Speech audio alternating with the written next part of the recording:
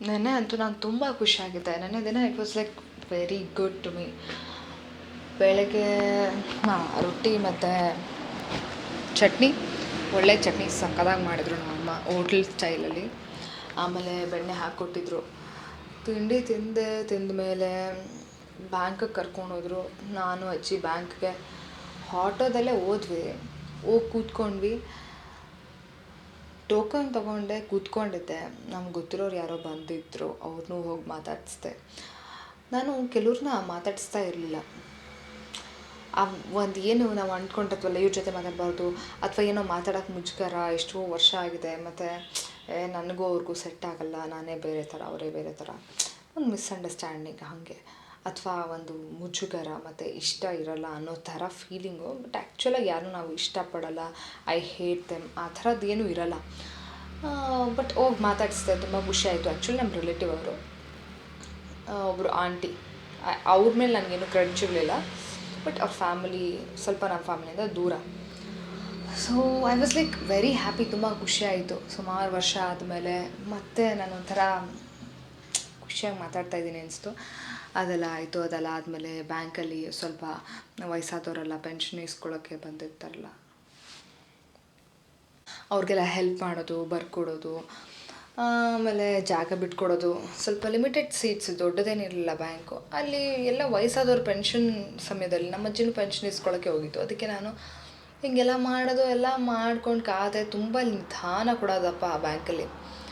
ಸರಿ ತೊಗೊಂಡು ನಮ್ಮ ಅಜ್ಜಿ, ಏನು ನಮ್ಮ ಅಜ್ಜಿಗೆ ಪೆನ್ಷನ್ ಬಂದ ತಕ್ಷಣ ಖುಷಿ. ಅದು ಇದು ತಿಂಡಿ ತಿನಿಸು ಇನ್ನೇನು ಮಾಡ್ತಾರೆ, ಅದನ್ನಾದರೂ ಅವ್ರು ತೊಗೊಳ್ಬೇಕಲ್ಲ, ಅಲ್ಲಿ ಎಲ್ಲ ಹೋಗೋಕ್ಕಾಗ್ದಿದ್ರು ಅಂತ ಅಂದ್ಬಿಟ್ಟು ಅಲ್ಲೇ ಒಂದು ಕಾಂಡಿಮೆಂಟ್ಸ್ ಅಂಗಡಿ ಇತ್ತು, ಕರ್ಕೊಂಡು ಹೋದ್ರ. ನಾನು ಹೇಳಿದೆ, ನೋಡು ನನಗೆ ಇಲ್ಲಿ ಏನೂ ಬೇಡ ಅಜ್ಜಿ, ನಾನು ನಿಂಗೆ ಹೇಳ್ತೀನಿ, ನನಗೆ ಹಣ್ಣು ಮತ್ತು ಬೇರೆ ಏನೇನೋ ಸಾಮಾನು ಬೇಕು, ಅದನ್ನು ತೊಗೊಡ್ಬೇಕು, ನನಗಿಲ್ಲ ಏನೂ ಬೇಡ ಅಂತ.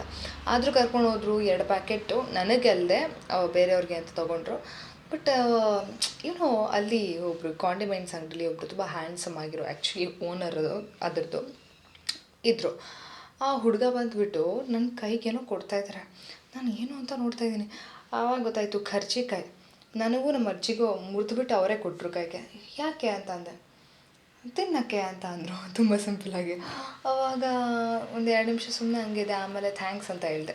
ಆ ಅಂಗಡಿಲಿ ಹಂಗೆ ಸಾಮಾನ್ಯವಾಗಿ ರೆಗ್ಯುಲರ್ ಕಸ್ಟಮರ್ ಅಂತ ಹೇಳ್ಬಿಟ್ಟು ಏನಾದ್ರು ಕೊಡ್ತಾ ಇರ್ತಾರೆ ತಿನ್ನೋಕ್ಕೆ. ಎಲ್ಲ ಅಂಗಡಿಲೂ ಹಾಗೆ ಅಲ್ವ. ತುಂಬ ಒಂಥರ ಖುಷಿಯಾಯಿತು. ನನಗೆ ಸ್ವೀಟ್ ಅಂದರೆ ತುಂಬ ಇಷ್ಟ. ಏನೂ ತೆಗೆಸ್ಕೋಬಾರ್ದು, ಇನ್ನೂ ಏನೇನೋ ತೆಗೆಸ್ಕೊಳ್ಳೋದೇ ಲಿಸ್ಟು ನಮ್ಮ ಅಜ್ಜಿ ಹತ್ರ ಅಂತ ಅಂದ್ಕೊಂಡಿದ್ದೆ. ಬಟ್ ಅರ್ಧ ಬಿಸಿ ಬಿಸಿಯಾಗಿರೋದು ಫ್ರೆಶ್ಶಾಗಿ ಮಾಡಿರೋದು ಕೊಟ್ಟರು. ಖುಷಿಯಾಯಿತು. ತಿಂದ್ಕೊಂಡು ನಿಧಾನಕ್ಕೆ ಹಣ್ಣಿನ ಅಂಗಡಿ ಹತ್ರ ಹೋದ್ವಿ. ಹಣ್ಣೆಲ್ಲ ತೊಗೊಂಡೆ. ಅದಾದಮೇಲೆ ಆಫ್ಕಮ್ಸ್ ಹತ್ರ ನಿಲ್ಲಿಸ್ದೆ. ಅಲ್ಲೂ ಏನೋ ಸ್ವಲ್ಪ ಸಾಮಾನು ಬೇಕಂತ ತೆಗೆಸ್ಕೊಂಡೆ. ಅದಾದಮೇಲೆ ಜ್ಯೂಸ್ ಕುಡಿತೀಯಾ ಅಂತಂದರು. ಕುಡಿತೀನಿ ಅಂತ ಹೇಳಿದೆ, ಅಂದರೆ ಕಬ್ಬಿನ ಜ್ಯೂಸು. ಅಲ್ಲೂ ಅಗೇನ್, ಆದರೆ ಡಬ್ಬಾ ಸೆಲೆಕ್ಷನ್ ರೋಸ್ ಕಪ್ ತೊಗೊಂಡಿದ್ದೆ, ಚೆನ್ನಾಗಿರಲಿಲ್ಲ ಟೇಸ್ಟು. ಬೇಜಾರಾಗೋಯ್ತು. ನಮ್ಮ ಅಜ್ಜಿಗೆ ಮೂಸಂಬಿ ಕಬ್ಬು, ಅದು ಚೆನ್ನಾಗಿರುತ್ತೆ ಮೂಸಂಬಿದು. ನಾನು ಇದು ತೊಗೊಂಡೆ, ಡಬ್ಬ ಥರ ಇತ್ತು. ಕುಡಿದೆ. ಏನು ನನಗೆ ಫುಲ್ ಟೆನ್ಷನ್ ಕುಡಿಬೇಕಾದ್ರೆ ನನಗೆ ನಿಧಾನಕ್ಕೆ ಎಂಜಾಯ್ ಮಾಡಿಕೊಂಡು ತಿನ್ನೋದು ಕುಡಿಯೋದು ಮಾಡಬೇಕಂತ. ಬಟ್ ನಮ್ಮ ಅಜ್ಜಿ ಆಟೋ ಬೇರೆ ನಿಲ್ಲಿಸಿದ್ದಾರೆ. ಆಮೇಲೆ ಪಕ್ಕದಲ್ಲೇ ಅವ್ರಿಗೆ ಬೇಕ್ರಿಲಿ ಪ್ಲೇನ್ ಕೇಕ್ ಬೇಕಿತ್ತು ಅಂತ ಅದನ್ನು ತೊಗೊಂಡ್ರು. ಸೊ ಅಲ್ಲಿಂದ ಮನೆಗೆ ಬಂದು ಸ್ವಲ್ಪ ಹೊತ್ತು ರೆಸ್ಟ್ ಮಾಡಿದ್ದೆ, ಆಯಿತು. ಮತ್ತೆ ವಾಪಸ್ ಹೊರಗಡೆ ಹೋಗೋ ಒಂದು ಇದು ಪ್ರಸಂಗ. ಬೇರೆ ಬ್ಯಾಂಕಿಗೆ ಹೋಗಬೇಕಿತ್ತು ಏನೋ ಕೆಲಸಕ್ಕೆ ಅಂತ. ಫುಲ್ ಖುಷಿ ಈಗ ಗಾಡೀಲಿ ಓಡಿಸ್ಕೊಂಡು ಹೋಗೋದು ಅಂತ. ಸುಮಾರು ದಿನ ಆದಮೇಲೆ ಗಾಡಿ ಸಿಗ್ತಾಯಿತ್ತು. ಗಾಡಿ ಓಡಿಸ್ಕೊಂಡು ಹೋದೆ. ಅಲ್ಲೂ ಸ್ವಲ್ಪ ಕೂತಿ ಮಾಡಿ, ಫೋನ್ ನೋಡಿ, ವೆಯ್ಟ್ ಮಾಡಿ, ಒಂಥರ ಮಜವಾಗಿ ಟೈಮ್ ಕಳೆದುಬಿಟ್ಟೆ ಮಾತ್ರ. ಅದೆಲ್ಲ ಆದಮೇಲೆ ನನಗೆ ಯಾವುದಾದ್ರು ಅಂಗಡಿಗಳೆಲ್ಲ ನೋಡಬೇಕು, ಬಟ್ಟೆ ಅಂಗಡಿ. ದೂರದಿಂದ ಸುಮ್ಮನೆ ನೋಡ್ಕೊಂಡು ಹೋಗೋಣ. ನಮ್ಮಮ್ಮಂಗೆ ಶಿ ವಾಸ್ ಆನ್ ಪೀರಿಯಡ್ಸ್, ಜಾಸ್ತಿ ಬ್ಲೀಡಿಂಗ್ ಆಗ್ತದೆ, ಮನೆಗೆ ಬೇಗ ಹೋಗಬೇಕು, ನನಗೆ ಸೊಂಟ ಎಲ್ಲ ನೋವು ಆಗಲ್ಲ ಅಂತ.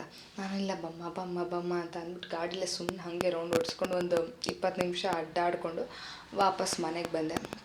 ಬಂದು ಒಂದು ಸ್ವಲ್ಪ ಹೊತ್ತು ಹಂಗೆ ಹಿಂಗೆ ಮಾಡಿ ತಿನ್ನಬೇಕು ಅಂತೆಲ್ಲ ಹಿಂಗೆ ಕತೆ ಎಲ್ಲ ಆಡ್ಕೊಂಡು ಪೂರಷ್ಟರಲ್ಲಿ ಟ್ಯೂಷನಿಗೆ ಮಕ್ಕಳು ಬರ್ತೀವಿ ಬೇಗ ಅಂತ ಅಂದರು. ಸೊ ಅವ್ರು ಬಂದ್ರೆ ಆ ಟ್ಯೂಷನಿಗೆ ಬಂದಿತ್ತು. ಆಮೇಲೆ ಒಂದು ಸ್ವಲ್ಪ ಹೊತ್ತು ಆದಮೇಲೆ, ಅಂದರೆ ಓದಿದ್ದೆಲ್ಲ 1 ಅವರ್ ಆದಮೇಲೆ, ಅಕ್ಕ ಆಟ ಆಡಿಸಿ, ಅಕ್ಕ ನಮಗೆ ಬ್ರೇಕ್ ಕೊಡಿ.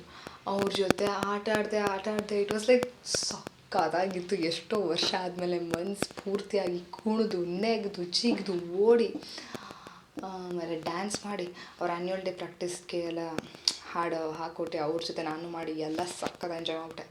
ಸಕ್ಕತ್ತಾಗಿ ಅನಿಸ್ತು. ಅದಾದಮೇಲೆ ಒಂದಿನ ಆದಮೇಲೆ ಮೈಕೈ ಎಲ್ಲ ನೋವು ಬಂತು, ಗೊತ್ತಾಯ್ತು ನನಗೆ.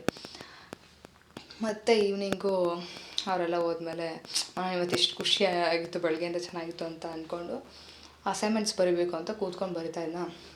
ಆವಾಗ ನಮ್ಮಪ್ಪ ಬಂದುಬಿಟ್ಟು ಸುಮಾರು ದಿನದಿಂದ ನನಗೂ ನಮ್ಮ ಅಪ್ಪಂಗೂ ಒಂದು ಜಗಳ, ಇದು ಮನೇಲಿ ಬರೀ ಒಂಥರ ನೆಮ್ಮದಿನೇ ಇರಲಿಲ್ಲ.